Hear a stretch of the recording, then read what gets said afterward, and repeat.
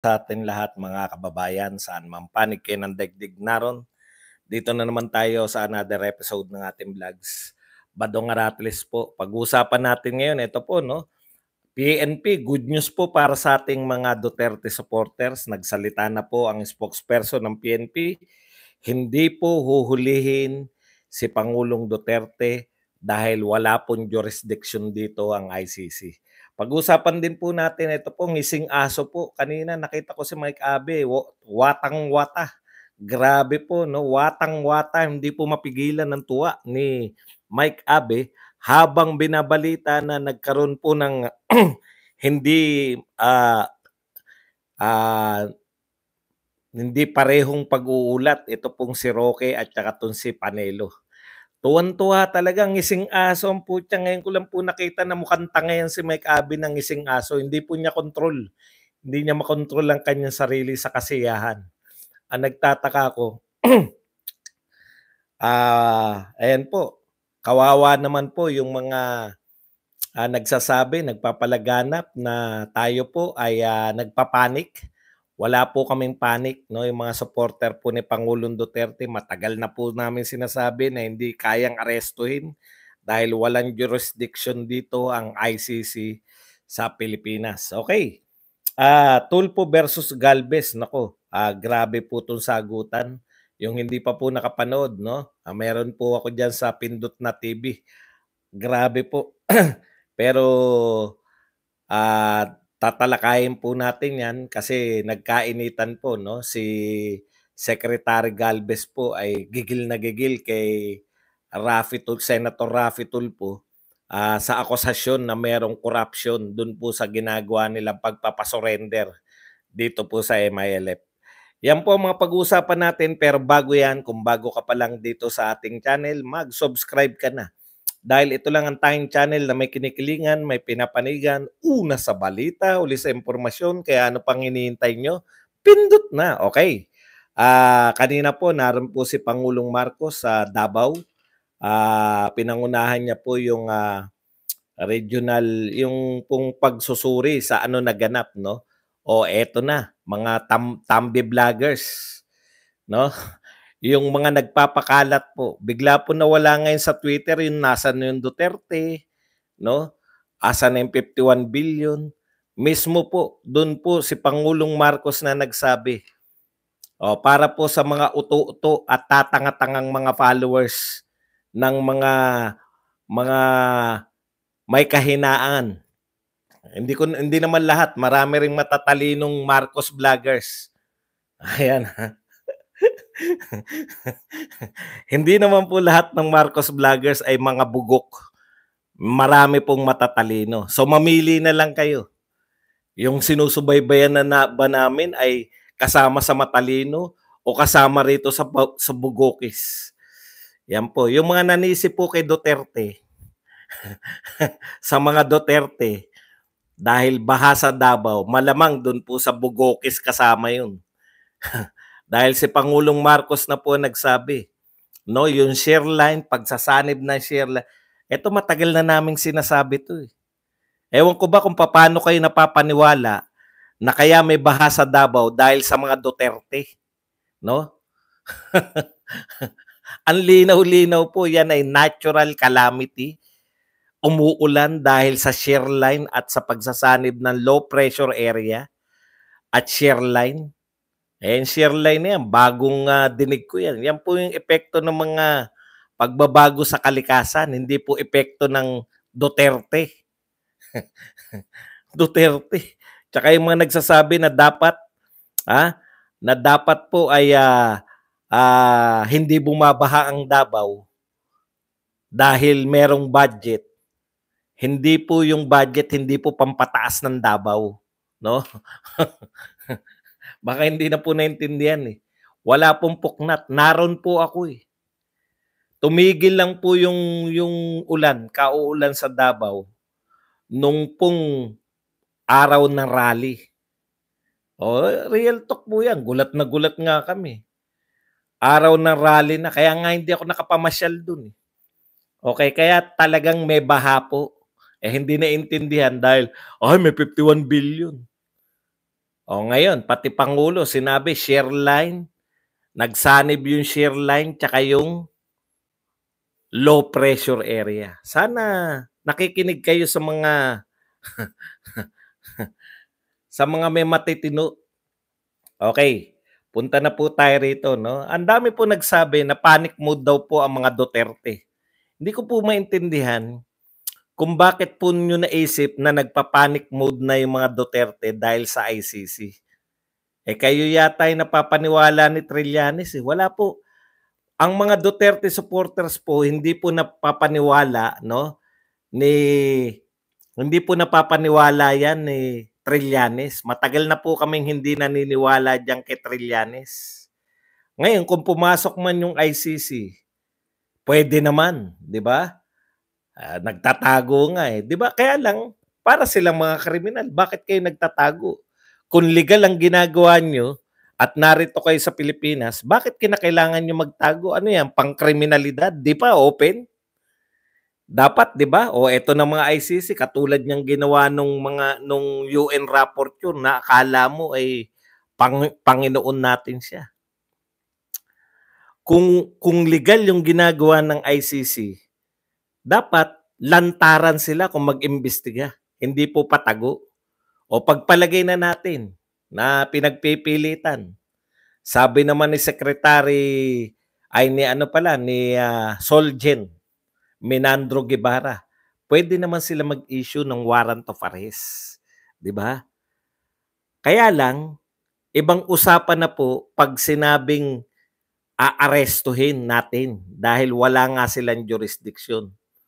O nagtatalo-talo tayo, no? Yung mga Tambaluslos, Dilawan, tuwan-tuwa sila. Yan na, kawawa naman, mahuli na kayo. O ano kayo ngayon?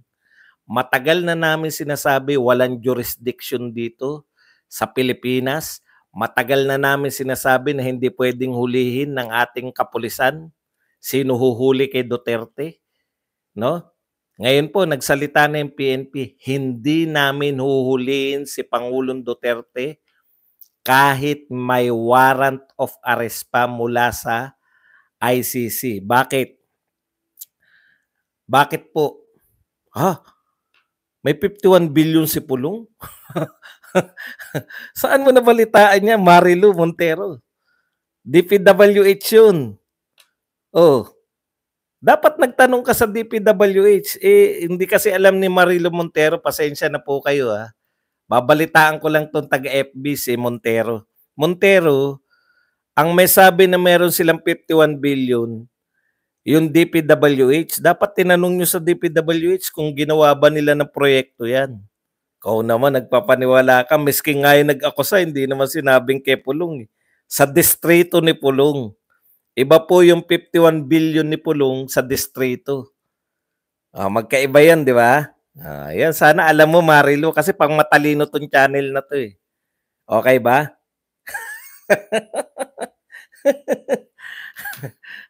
Magkaiba po yung pondo ni Pulong at pondo ng distrito ni Pulong.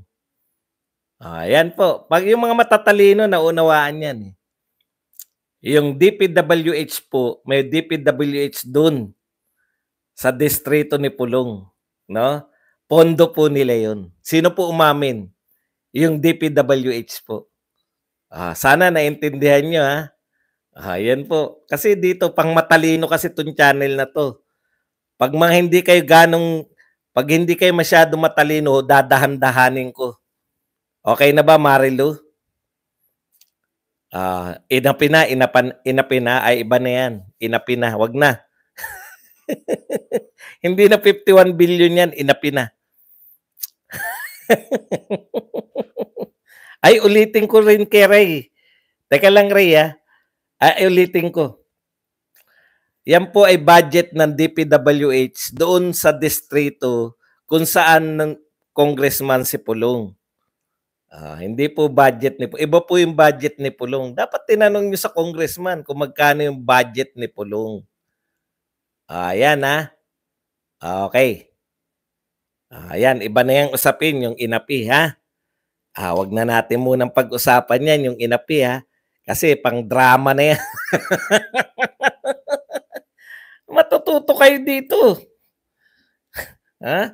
Matututo po kayo dito kasi pang matalino 'to, eh. Nauunawaan niyo na ngayon na iba po yung distrito, iba po yung mismong budget. Okay na ba 'yon? Ayan. Dinadahan-dahan ko kasi baka hindi maintindihan 'pag mabilis, eh. Okay. Okay, bakit po hindi puwedeng dakipin? Punta na po tayo uli, balik na tayo, balik na kami, sa pangmatalino, babalik na kami sa pangmatalino. Okay, balik na po tayo sa pangmatalino. Bakit po kinakailangan na, yung pong, ay bakit po bakit po yung PNP ay hindi po huhulihin si Pangulong Duterte kahit kung sakali pong magkaroon ngayon una, wala pa pong, sinabi po ng PNP na wala pa pong, ini-issue na warrant of arrest. Okay? Kaya, 'pag may warrant of arrest naman hindi nila huhulihin dahil walang jurisdiction dito ang ICC. Yan po ay sinabi na ng Pangulo ng Pilipinas. Wala silang jurisdiction, pwede silang pumunta rito bilang pangkaraniwang tao. Kung mag-iimbestiga man sila, hindi makikipagtulungan ang gobyerno natin. O imbestigasyon pa lang nga, hindi na makikipagtulungan, eh. No? Imbestigasyon pa nga, hindi na makikipagtulungan. Papaano pa yung magbibigay, mang-aaresto?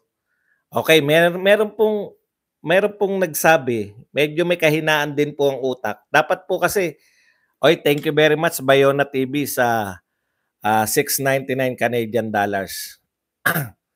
Okay. Ito po, meron pong nagtanong, hindi ba ICC naman ang huhuli? Ano? Hindi ba ICC naman, hindi naman yung PNP? 'Di ba? Ayan, kaya po lilinawin natin, no, wala pong police power ang International Criminal Court, no? Wala po silang police power. So sino yung huhuli? Yun pong bansang miyembro nila. Kaya nga po kinakailangan mo na miyembro ka para mahuli mo. Halimbawa po yung Russia, bakit po sila hirap sa Russia? Si Putin po matagal na pong may warrant of arrest. Bakit po hindi hanggang ngayon naaresto? Hindi naman kasi member yung Russia. Pag member po yung Russia, yung pulis ng Russia, huhulihin po si Putin kasi merong warrant of arrest, eh. Unless na pumunta si Putin sa ibang bansa na kasapi ng ICC. No? Kumbaga, kung ang Pilipinas ay hindi kasapi ng ICC, wala siyang karapatan o wala siyang kapangyarihan na manghuli yung kanyang pulis. So wala pong ICC pulis, sa madaling salita. Ang mag-i-implement ng mga warrant of arrest yung mismong bansa na kasapi. So inuutusan ng ICC yung mga kasapi nilang bansa na hulihin si Putin. Pero sino lukulukong bansa ang pupunta sa Russia para hulihin si Putin? 'Di ba? Ngayon ganun din po sa Pilipinas. Ang hinihintay nitong mga dilawan at mga tambaluslos, mag-issue ng warrant of arrest. 'Di ba natataranta na kayo, natataranta. Hindi po kami nataranta kahit kailan. Ayaw niyo makinig kasi hindi niyo maintindihan. Bakit hindi niyo maintindihan? Kaya nga kayo tambaluslos, eh, hindi niyo maintindihan, eh, 'di ba? Susuporta ba kayo sa tambaluslos? Eto nga napakasimple, no? Iniisip niyo na people's initiative yung pinapipirmahan, eh. Oh, 'wag niyong sabihing hindi niyo alam na yan ay hindi people's initiative. Wala pong ICC police, wala nga pong police power yan, eh. Kaya po sarili mong pulis yung huhuli sa'yo. Ganun po katalino si Tatay Digong. Nawaisan sila lahat. Hindi po nila naiisip yan nun, eh. Ako hindi ko naisip yan kasi ang alam ko, paano mo huhulihin yan, eh, may immunity. Pero naisip na kaagad ni Tatay Digong matatapos yung termino niya, eh, 'di ba? Kumalas na tayo kaagad. Oh, hindi nila na-anticipate yung mga utak ng Duterte. Kaya gulong-gulo sila hanggang ngayon, eh. Tanyo si Sara Duterte ba natataranta? Hindi naman natataranta yung mga Duterte. Gusto nilang ipahuli, sino nga huhuli? Alam nila yan, matatalino yan, mga abogado yung mga yan, eh.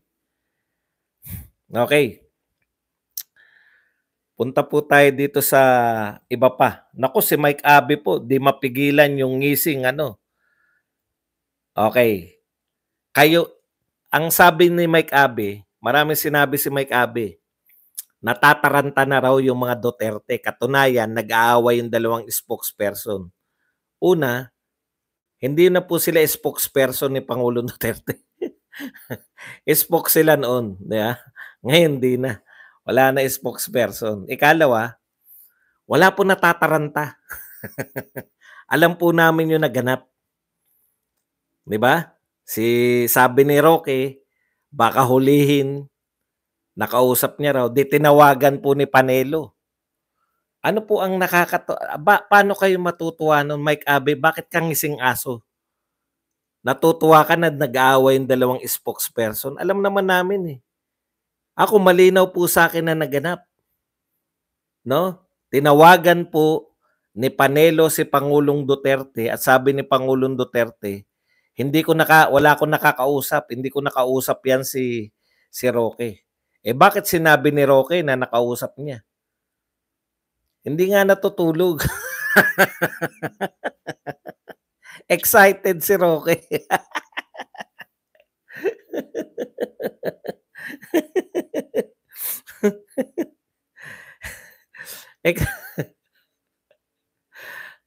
Tuwan-tuwa talaga, natatawa ako kay Mike Abe. Yung ano, literal po siya na tuwan-tuwa. Alam niyo yun? Yung tawa ng tawa. Naunawaan po namin, ikaw ba namang hindi makatulog, eh. 'Di ba? Sabi ni Rocky, hindi raw siya nakatulog. O baka epekto lang yun na hindi siya nakatulog. Kaya niya nasabi na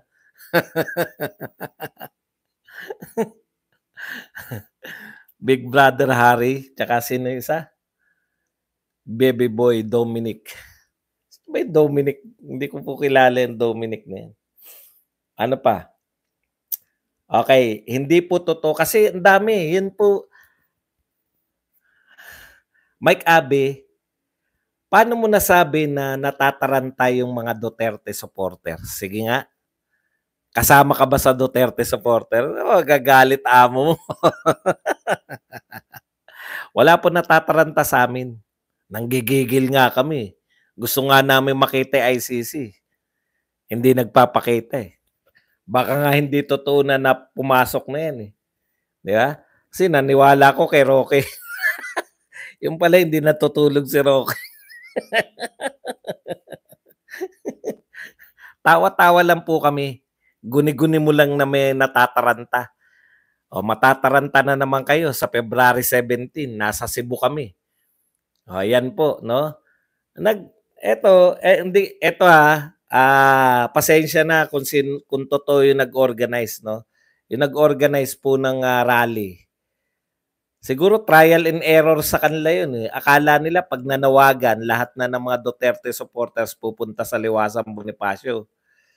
Hindi po totoo yun.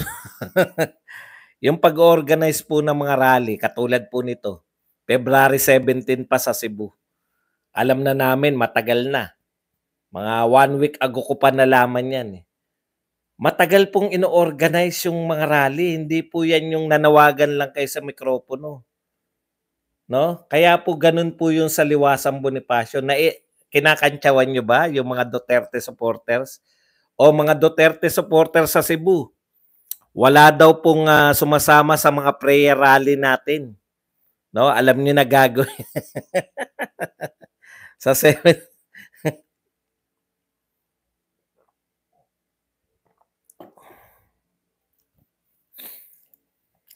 Marilo naman, sabi naman sa'yo pang matalino 'to, eh. Okey na 'yan, bakit naman atakihin? Papakain niya nga sa buhaya 'yan, eh. Okey, punta na po tayo rito kay Tulfo versus Galvez. Ganito po 'yan 'no, tinatalakay po dun yung pong, alam niyo eto si Tulfo, may mga punto naman talaga siya, eh, 'di ba? Meron po siyang punto, kaya lang minsan sumusobra yung akusasyon niya, yung bibig niya, nakalimutan niya na senador siya, eh. Dapat nag-iingat siya sa bawat sinasabi niya 'no. Sa mga hindi po nakapanood nung sagutan nila, ganito po yung i-ano ko lang 'no, yung kasi masyadong mahaba kung ikukuwento natin lahat, eh. Okey. Si si Galvez pinagtatanggol nila, ang iniimbestigahan po yung pagsuko po ng mga MILF.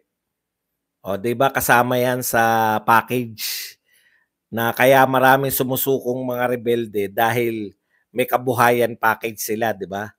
O 'pag sumuko ka, kasama po sa mga kasunduan niyan, bibigyan ka ng 100,000. So yung punto ni Tulfo, actually maganda po yung pinupunto ni Tulfo, eh, 'di ba? Yung delivery lang po ang masama. Okay.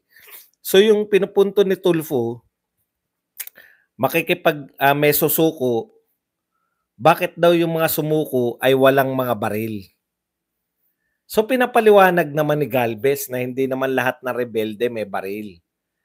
At saka yung iba pa nga yung gamit, yung mga malalaking armas na hindi lang isa yung gumagamit nun. Hindi ko rin maunawaan yun, eh. Maganda yung pinupunto ni ano, eh, ni Tulfo, eh, 'di ba? 'Pag combatant ka dapat may baril kang sinusuko, gano'n 'yun, eh, 'no? So mismatch. Kaya lang hindi mapaniwalaan ni ano, ang hindi matanggap kasi ni Galvez sa totoo lang po, ang hindi kayang, tanggapin ni Galvez ay yung pong ano, yung pong, inakusahan na kaagad sila na may corruption, 'di ba? Puwede naman kasi 'yun, eh. Puwede naman kasi na MILF kasi yun po yung pinagkasunduan lahat ng MILF na susuko. Iba na naman yung pag-aari ng MILF kasi meron pong pag-aari yung MILF na mga baril. O kung ikaw po ay fighter lang, wala kang sariling baril, ano isusuko mo? Eh, may kasunduan. Maganda naman yung pinapaliwanag, nauunawaan ko, eh. So yung MILF as an organization, marami po silang baril, 'di ba? O so kung ikaw ay pangkaraniwang, MILF fighter, puwedeng ini-issue-han ka ng baril, parang gano'n. Tapos sumuko ka, wala kang baril dahil hindi naman iyo 'yan, eh, sa MILF 'yan. Anyways, nagkaroon po sila ng pagtatalo dahil sa akusasyon agad ni Tulfo. Alam niyo naman matalas yung bibig ni Tulfo na meron pong, ah anong tawag dun? Meron pong korapsyon. Kaya hindi naman nag-alsa na kasing-lakas ng boses ni Tulfo na tinanong nga, "Bakit ka nagagalit, Secretary Galvez? Eh, inaakusahan niyo po kami na corruption, eh." Alam niyo po yung mga tapat na tao, lalo na po yung mga hindi nagpayaman, eto, naunawaan ko yung ano, eh, nauunawaan ko yung, damdamin ni Galvez, eh. Kasi ganyan ako dito, eh. Marami po nag-aakusa sa'kin na bayaran. Nung una nagagalit pa ako, 'di ba? Kasi putya wala ngang nagbabayad, alam niyo 'yun, yung alam mong walang nagbabayad sa'yo tapos aakusahan ka? Naunawaan ko si Galvez kung bakit siya nagagalit, eh. Oh, ayan na naman kayo. Hindi niyo napanood tapos, iko-correct niyo ako. Anong Galvez baka anyo? Si Galvez po yung napanood ko, eh, mas marunong pa kayo sa'kin. Kilala ko po si Galvez tsaka si Anyo. Kung hindi niyo napanood, makinig lang po kayo. Puwede niyo po akong i-correct kung, nagpapa-correct naman po ako, eh, ano? Si Galvez po 'yun. 'Wag mo Puwede po akong i-correct kung mali po ako, tinatanggap ko. Pero this time, kilala ko po yung pagkakaiba ni Anyo tsaka ni Galvez. Anyway, balik po tayo. Mahirap po yun, eh, yung akusasyon ni Tulfo, 'di ba? Dun po siya nagre-react. Pero ang etong mahirap kay Tulfo, eh, at sa mga senador ngayon, 'no? Wala na po silang kinukuhang magko-corroborate sa kanilang iniisip. Wala silang testigo. Okay. Sabi naman sa inyo mahilig ako, bibigyan ko po kayo ng halimbawa. Mahilig po ako, eh. Hindi ka puwedeng mag-akusa na korap yung tao, inimbita mo lang, eh. Resource person po ang tawag sa kanila, hindi po sila akusado, 'no? Tapos pagbibintangan mo sila na korap. Sa totoo lang, magagalit talaga yung mga hindi korap. Okay. Nung araw ganito po sa Senado, bago mo maakusahan yung isang tao, merong tumitestigo laban sa kanya. 'Di ba si Erap may tumestigo. Ano 'tong, kahulugan ng AS, Asyong Salonga po. Bakit may listahan ka? Yan po, nagbibigay po ko Asyong Salonga, ganitong halaga buwan-buwan. O ikaw naman, paano mo nasabi na Jose Velarde ito, si Erap, pumirma po siya sa harap ko. Ngayon pong panahon ngayon, wala na po ngayong ano, eh. Ewan ko po kung kailan po tumalino yung mga tao dahil may social media, 'no? Ngayon po binobobo niyo yung mga tao lalo. Hindi lang po diyan sa Senado, pati po yung sa mga akusasyon. Halimbawa, yung akusasyon na 51 billion. Ano po ang akusasyon sa 51 billion? Ay, merong 51 billion si Pulong. Ano ngayon? Tinanong niyo sana kasi DPWH meron ba kayong 51 billion na pondo? Opo, may 51 billion. Ang susunod na tanong do'n, saan niyo dinala yung 51 billion? 'Pag hindi nasagot yan ng DPWH, DPWH. Katulad kay Sara, 125 ginastos ng 11 days. Ano po ang mali do'n?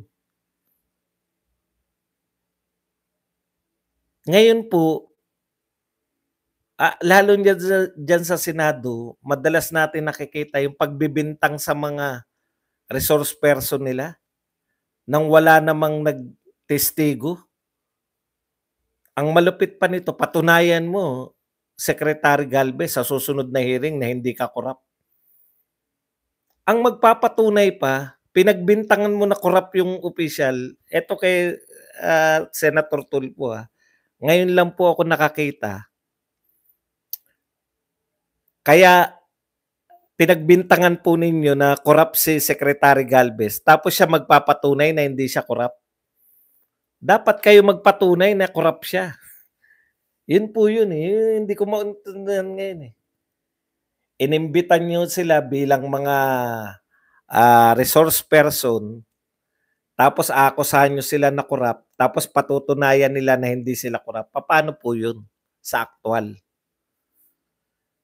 Wala naman kayong yung akusasyon niyo naman, hindi niyo naman pinatunayan na korap talaga sila. Ang korap po yung binulsan nila yung pera na yan. Magagalit talaga, eh. Samantalang eto, ano ba talaga trabaho ng Senado? Patunayang korap si Galvez o hindi? Hindi po, eh. Silipin nila kung ano yung mali sa proseso, makagawa sila ng batas. Kung may mali dun sa halimbawa, nakita ko yung punto nila, eh. Ang punto nila, sumusuko yung mga tao, kumukubra ng pera, wala naman sinusukong baril, 'di ba? O di gumawa sila ng batas na yun po yung trabaho ng Senado, hindi po yung mag-akusa na korap dahil wala pong dokumento, wala po lahat. Magagalit talaga yung marangal na tao. Yung hindi marangal na tao, pagbintangan mo ng korap, yan yung titingin-tingin. Yan yung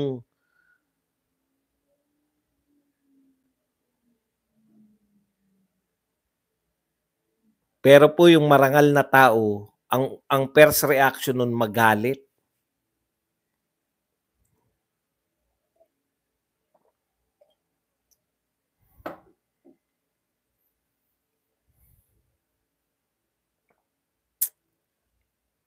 Hoy Bopol, Anyo at Galvez. Ako ba yan? Okay. Opo, yun po napupunan natin ngayon, eh. Oh, ngayon, yung mga tambi vloggers diyan, ano na, hanapin niyo pa yung Duterte 'pag may sakuna?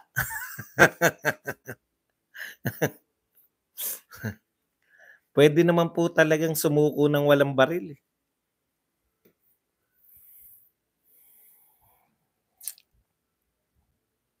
Oh, yan lang po ang ating topic. Tinignan ko lang yung ating kodigo.